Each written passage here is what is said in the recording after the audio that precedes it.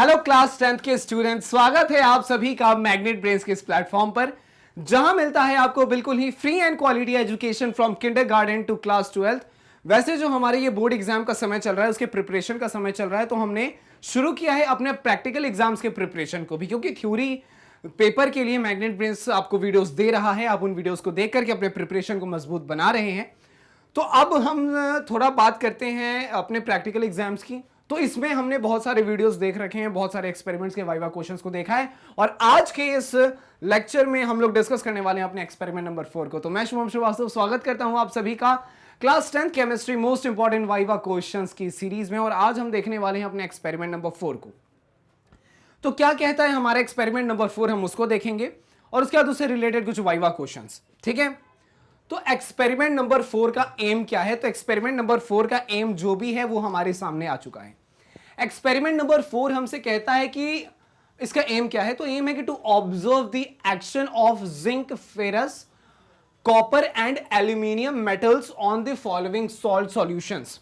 ठीक है, यहां पर कुछ सॉल्ट सॉल्यूशंस दे रखे हैं और यहां पर कुछ हमारे पास मेटल्स हैं जैसे Zn, Fe, Cu, Al, ये सारे मौजूद हैं, और फिर इनका एक्शन देखना है तो किस पे? तो यहां पर हमारे पास है ZnSO4, हमारे पास है FeSO4, हमारे पास है CuSO4, Al2SO4 का होल थ्राइस, और दूसरे में कह रहा है कि arrange Zn, Fe, Cu and Al metals that is zinc, ferrous, copper and aluminium metals. This is meals नहीं, ये मेटल होना चाहिए, इसे मेटल होना चाहिए।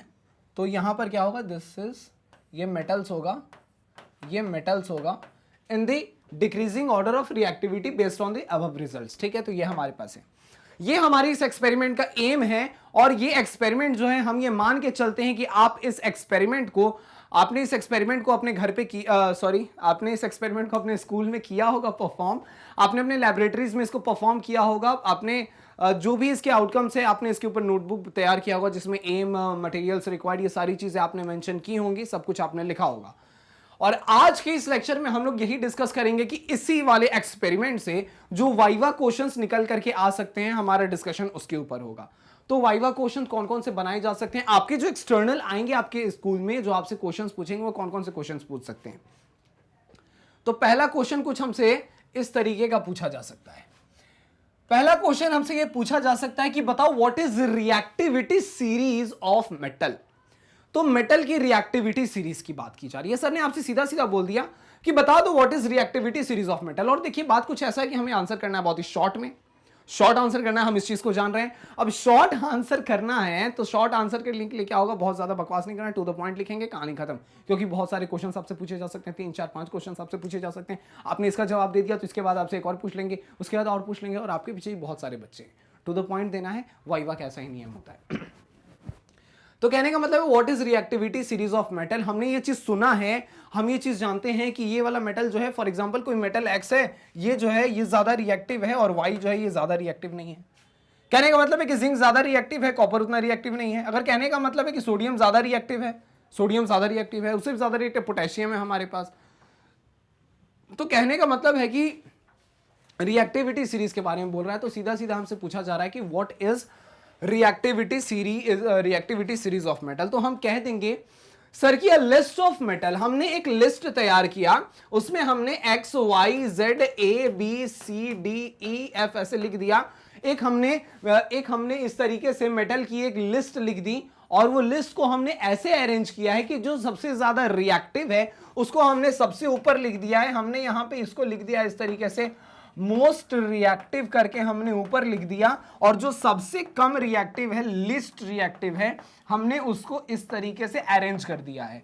तो कहने का मतलब है कि एक हमने लिस्ट बनाया मेटल्स का जिसमें हमने मोस्ट रिएक्टिव को सबसे ऊपर रख दिया, फिर उसके रिएक्टिविटी घटती गई, और धीरे धीरे सबसे नीचे हमने किसको रख दिया? तो लिस्ट रिएक्टिव को। तो हमने इस तरीके से बनाया, and this is the reactivity series.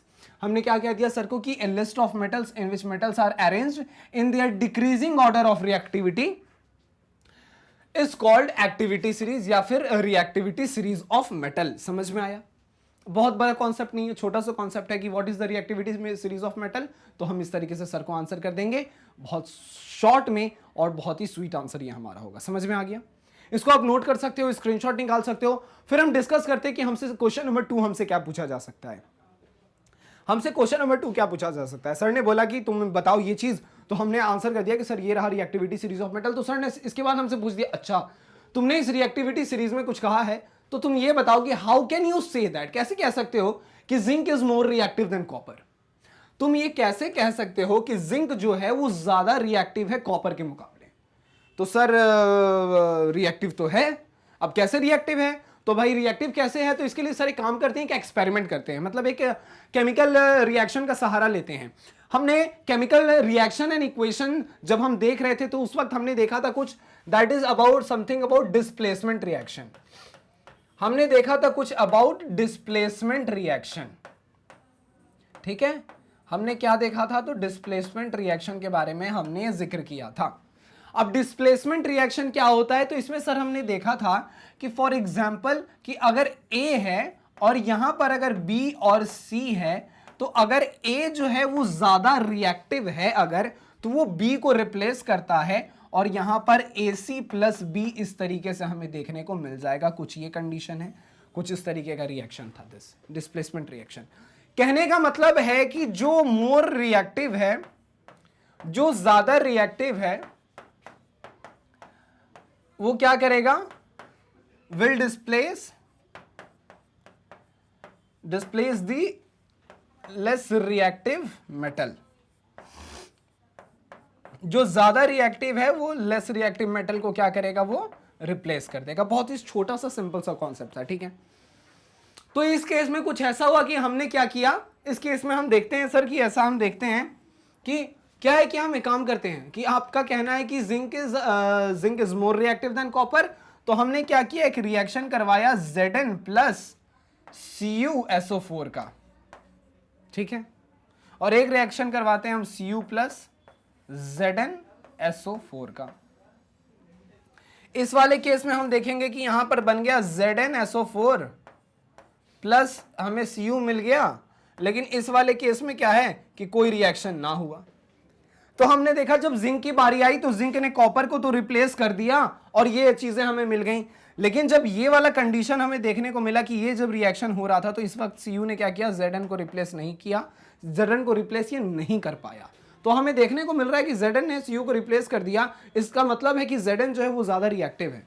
इसका मतलब जो है वो Zn है ज्यादा रिएक्टिव है।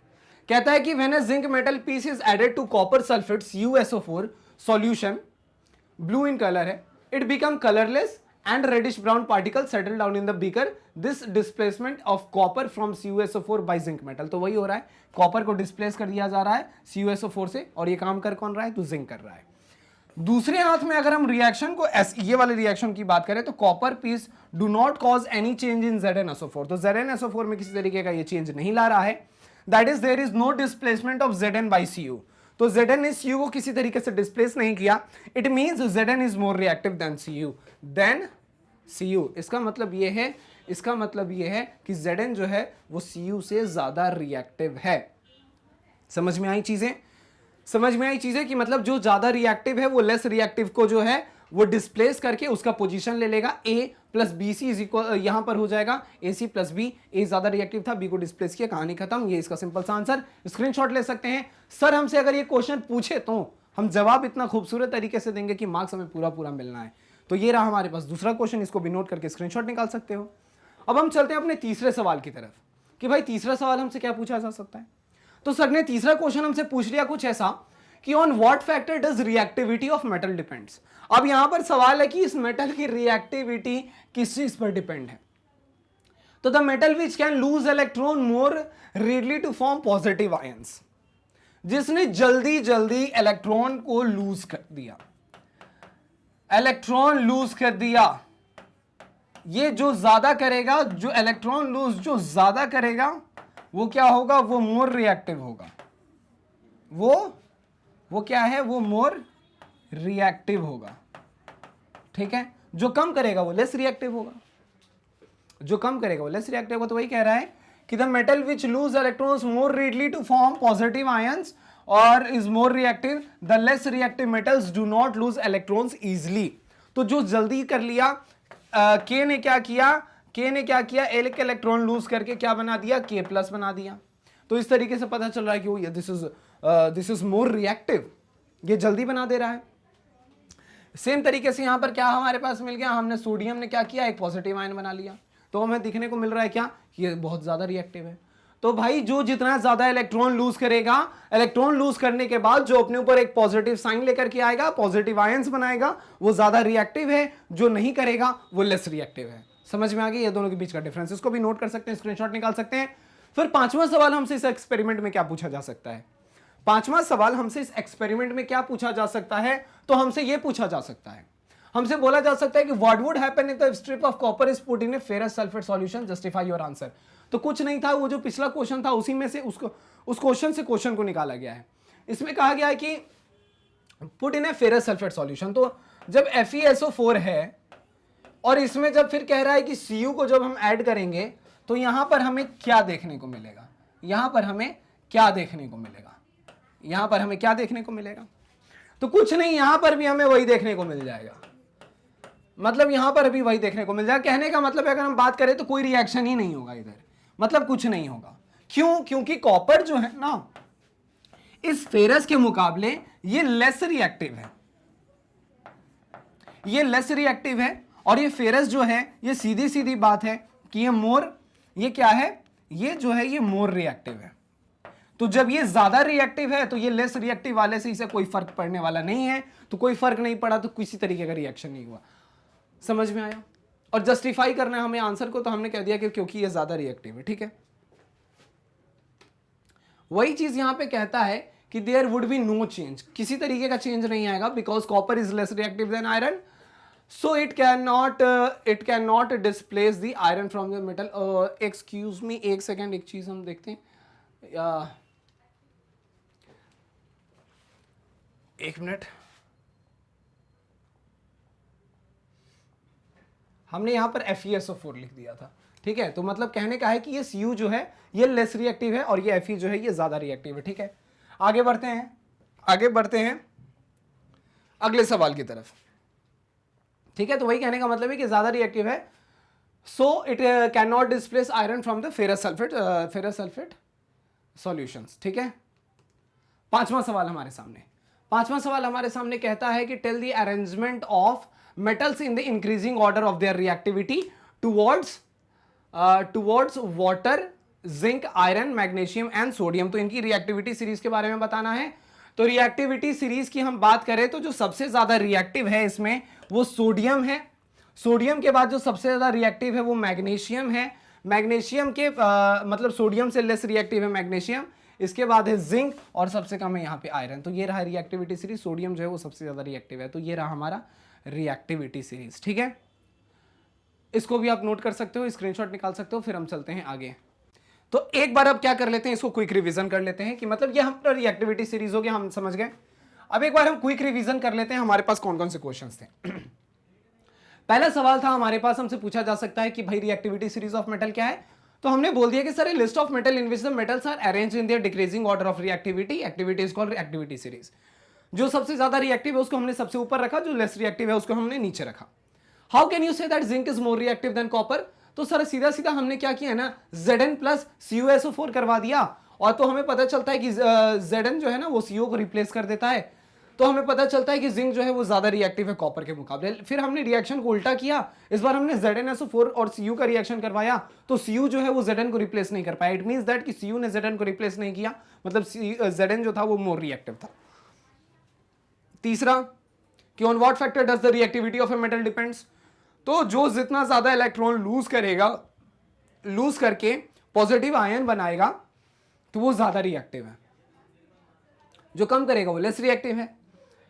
क्या होगा जब कॉपर को अगर हम फेरस सल्फेट सॉल्यूशन में डुबाएंगे, जब हम Cu को FeSO4 के साथ रिएक्ट करवाएंगे तो कोई रिएक्शन नहीं होगा, जस्ट बिकॉज कि Fe is more reactive than Cu, तो Cu Fe का कुछ नहीं बिगाड़ पाएगा। आंसर हो जाएगा कुछ नहीं होने वाला है, कुछ नहीं होने वाला, कोई रिएक्शन नहीं होगा।